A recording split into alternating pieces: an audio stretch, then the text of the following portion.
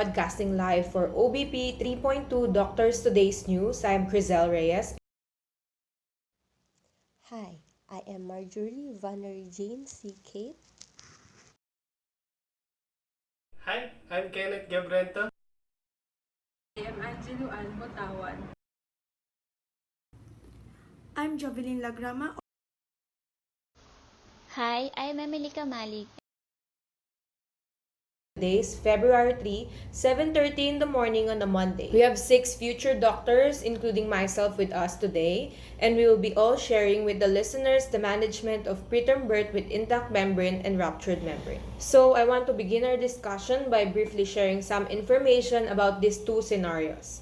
For a ruptured membrane, checking for pool of amniotic fluid in the posterior fornix or a clear fluid from the cervical canal, and even using a nitrogen paper to check for pH of the vaginal secretion are methods to diagnose for ruptured membranes. Also, a history of vaginal leakage of the fluid, either as a continuous stream or a gush, should prompt a speculum examination to visualize gross vaginal pooling of amniotic fluid, clear fluid from the cervical canal, or both. Confirmation of a preterm pre-labor rupture of membrane is accompanied by a sonographic examination to assess amniotic fluid volume, to identify the presenting part, and if not, previously determined, to estimate gestational age. Is similar to preterm pre-labor rupture of membranes. But if possible, delivery before weeks of gestation is delayed. In this case, drugs used to abate or suppress preterm contractions are used. First, we use amniocentesis to detect for infection. For women between 24 to 34 weeks who are at risk for delivery within days, a single course of corticosteroids is currently recommended. Betamethasone and dexamethasone are the drugs used in reducing rates of major neonatal morbidities in preterm newborns. A treatment course of 12 milligrams of betamethasone, each dose is given intramuscularly 24 hours apart. Meanwhile, with dexamethasone, 6 milligram dose are given also intramuscularly every 12 hours for 4 doses. In addition to that, there is what we call rescue therapy, or a second administration of corticosteroid dose when delivery becomes imminent and more than 7 days have elapsed since initial dose. We also use antimicrobials in an attempt to arrest preterm labor and, of course, when an infection is apparent. But this is not routinely recommended when there is no infection. In addition to what my colleague said, another management for preterm labor with intact membrane, which is often the most prescribed intervention, is bed rest. Another one is cervical presaris, silicone rings which are being used to support the cervix in women with sonographically short cervix.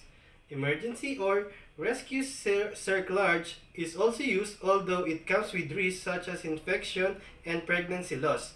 Also, tocolytic agents do not markedly prolong gestation but may delay delivery in some women for up to 48 hours. This may allow transport to an obstetrical center with higher level neonatal care and permit time for a course of corticosteroid therapy. In addition to what Dr. Kenneth discussed, here are the tocolytic agent that is used for preterm labor with intact membrane. Number 1, beta adrenergic receptor agonist. It is used to reduce intracellular ionized calcium levels and prevent activation of myometrial contractile proteins. Number 2, magnesium sulfate. Magnesium sulfate is used for preeclampsia, but it is also used as tocolytic. Number 3, prostaglandin inhibitors. By its name, it is used to inhibit prostaglandin synthesis and their actions towards specific organs. Number 4, nitric oxide donors. It is a smooth muscle relaxant that acts on the uterus. Number 5, calcium channel blockers. It inhibits myometrial contractions by reducing cytoplasmic free calcium.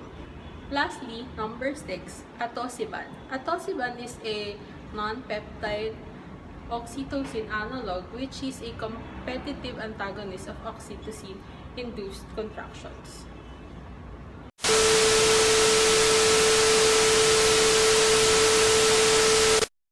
Times when I just want to look at your face with the stars in the night. There are times when I just want to feel your embrace in the cold night. I just can't believe that you are mine now. You were just a dream that I once knew. Never thought I would be right for you. I just can't compare you with anything in this world. You're all I need to be with forevermore.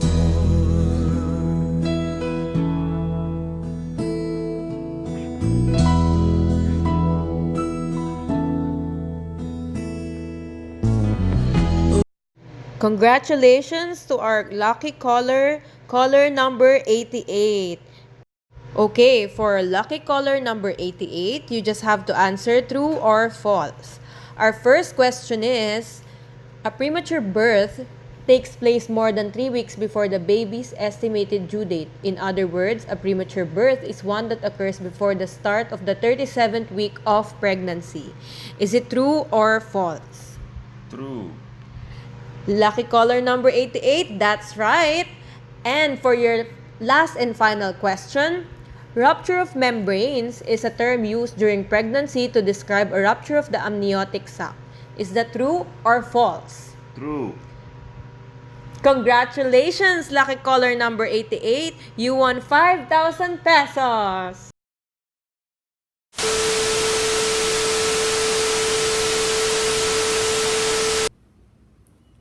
Good morning, everyone. Today we're going to broadcast about the management of preterm labor with a ruptured membrane.